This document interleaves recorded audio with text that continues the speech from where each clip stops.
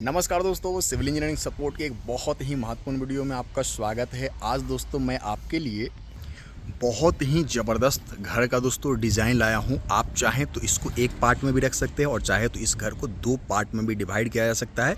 Rent वगैरह आपकी प्राथमिकता है कि आपको रेंटर रखना है तो आप इस घर को दो पार्ट में बना करके दो फ्लैट में डिवाइड भी कर सकते हैं। लेकिन दोस्तों सिंगल फैमिली के लिए ग्राउंड फ्लोर पे बहुत ही शानदार सेटअप किया जा रहा है। एक एक जानकारी मैं आपको अपने इस चैनल के माध्यम से पहुंचाता रहता हूं और आज भी आप देखेंगे दोस्तों बहुत ही शानदार घर का जो है वो प्लान आपके लिए शेयर कर रहा हूं। चौड़ाई की बात कर ली जाए तो लगभग 35 फीट है चौड़ाई। अगर आपके पास में लगभग 35 फीट है, ठीक है, और लंबाई की अगर बात की जाए दोस्तों तो लंबाई अगर आपके पास दोस्तों 55 फीट के करीब में है तो आपके लिए ये बहुत ही शानदार ऑप्शन हो सकता है। और साथ ही साथ दोस्तों जो आपका प्लॉट का साइज़ है आप अपने अनुसार रूम का साइज़ वगैरह घटा या फिर बढ़ा भी सकते हैं अपने फैमिली के साइज़ के ऊपर। दोस्तों इस घर में अच्छा चीज़ ये किया जा रहा है कि यहाँ पे जो है वो सेटबैक एरिया भी छोड़ा जा रहा है, ठीक है।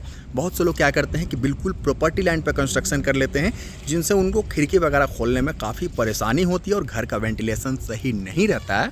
लेकिन दोस्तों यहाँ उस तरीके का काम नहीं किया जा रहा है, यहाँ काफ़ी सही काम किया जा रहा है। चलिए मैं आपको घर के अंदर लिए चलता हूँ। तो आप देखेंगे दोस्तों सबसे पहले यहाँ पे पार्किंग की व्यवस्था की गई है। पार्किंग एक बहुत ही इम्पॉर्टेंट पार्ट है हमारे घर का, तो यहाँ पे पार्किंग का एक व्यवस्था किया गया है, ठीक है। और साथ ही साथ दोस्तों यहाँ से एक सेकेंडरी एंट्रेंस कह सकते हैं क्योंकि प्राइमरी एंट्रेंस हमारा वहाँ पे है। और साथ ही साथ दोस्तों फर्स्ट फ्लोर पे जाने के लिए यहाँ से जगह बनाया गया है।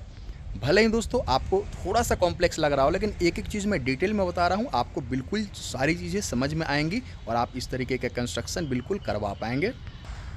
तो यहाँ से स्टार्ट करता हूँ। सबसे पहले है इस कॉर्नर पे पार्किंग, ठीक है। उस वाले पार्ट में मैं चलूँगा, पहले इस वाले पार्ट को कवर कर दूँ, ठीक है। ये बेडरूम है, ठीक है, वार्डरोब है और यहाँ से सेकेंडरी एंट्रेंस भी है। प्राइमरी एंट्रेंस घर का ये वाला है, ये पार्किंग एरिया है और पार्किंग से सीधे आप हॉल में एंटर करते हैं। और सेटबैक एरिया और हॉल के बीच का जो जगह है दोस्तों आप देखेंगे कि इस वाले जगह को इस्तेमाल करके डायरेक्ट जो है वो जो रेंटर वगैरह आप रखेंगे तो डायरेक्ट वो सीढ़ी के माध्यम से ऊपर फ्लोर पे चला जाएगा और घर वाले भी दोस्तों इस तरीके से सीढ़ी को एक्सेस कर पाएंगे। तो चलिए अब मैं आपको घर के अंदर लिए चलता हूँ। मैं पार्किंग एरिया में भी हूँ और इस तरीके से सीढ़ी वाला रास्ता, ये पैसेज आपको सीढ़ी तक ले जाएगा और यहाँ से घर का ये हॉल स्टार्ट हो गया है। ये है घर का काफ़ी स्पेसियस हॉल। आपके घर का हॉल जितना स्पेसियस रहेगा घर आपका उतना ही शानदार बनने जा रहा है, ठीक है। और साथ ही साथ दोस्तों ये पार्किंग से हमारी एंट्री हुई थी, ये पूरा का पूरा हॉल है। और यहाँ पे देखेंगे दोस्तों तो एक यहाँ पे कॉमन टॉयलेट कम बाथरूम का सेटअप कर सकते हैं और साथ ही साथ आप यहाँ पे एक गेस्ट रूम भी बनवा सकते हैं, ठीक है।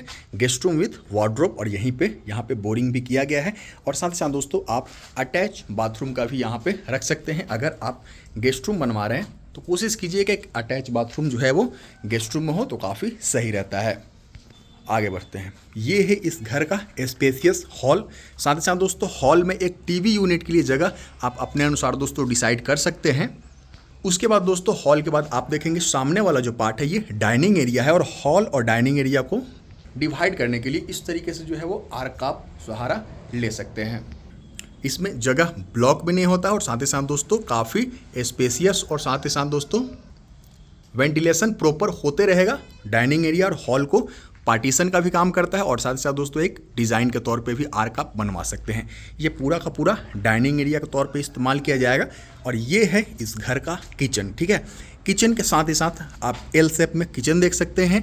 वेंटिलेशन के लिए खिड़की छोड़ा गया है, एग्जॉस्ट फैन के लिए छोड़ा गया है जगह। और साथ ही साथ दोस्तों ये वाला जो जगह है किचन के लिए स्टोरेज रूम के तौर पर आप इस्तेमाल कर सकते हैं। साथ ही साथ दोस्तों डाइनिंग एरिया से ही आप देखेंगे कि यहाँ पे सेकेंडरी एंट्रेंस है जो कि आप फर्स्ट फ्लोर पे जा सकते हैं या फिर घर के बाहर भी जा सकते हैं। सीढ़ी रूम का उपयोग आप इसी वाले जगह से आप कर सकते हैं। साथ ही साथ सामने मैं आपको दिखाना चाहूँगा तो ये घर का डिज़ाइन आपको कैसा लग रहा है कमेंट भी कीजिएगा। और साथ ही साथ दोस्तों ऐसे ही जानकारी के लिए चैनल को सब्सक्राइब भी कर लीजिए। अब डाइनिंग एरिया के राइट साइड में मैं आपको दिखाना चाहूँगा यहाँ पे एक बेडरूम है, ठीक है। एक गेस्ट रूम मैंने पहले दिखा रखा है और ये है घर का बेडरूम विथ अटैच बाथरूम। यहाँ पे एक बाथरूम भी दिया गया है। आप एक चीज़ का हमेशा ध्यान रखेंगे दोस्तों कि बाथरूम की जो चौड़ाई है कभी भी 4.5 फीट से कम रखने की कोशिश मत कीजिएगा, वरना आगे दिक्कत होता है। ये दोस्तों बेसिन एरिया के तौर पे बहुत सही तरीके से इस्तेमाल किया जा सकता है, चूँकि ये डाइनिंग एरिया यहाँ पे हाथ धोने के लिए बेसिन एरिया के तौर पे इसको डेवलप कर सकते हैं। ये इस बेडरूम का एंट्रेंस है और यहाँ पे एक बेडरूम विथ वार्डरोब दिया गया है। आप चाहेंगे दोस्तों तो ये वाला जो पार्ट है, ये जो बाथरूम है, इस वाले बेडरूम से भी अटैच कर सकते हैं। ये पूरा का पूरा आप पे डिपेंड करता है।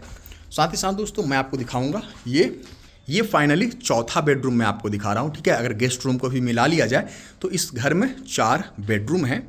तो इस तरीके से बेडरूम का अगर साइज़ की बात कर ली जाए, मैं आपको बताना चाहूँगा कम से कम 11 बाई 12 का बेडरूम रखिए, उससे आप 13-14 तक जा सकते हैं। लेकिन दोस्तों 11 बाई 12 का कम से कम बेडरूम होना चाहिए और यहाँ पे अटैच बाथरूम भी दिया गया है।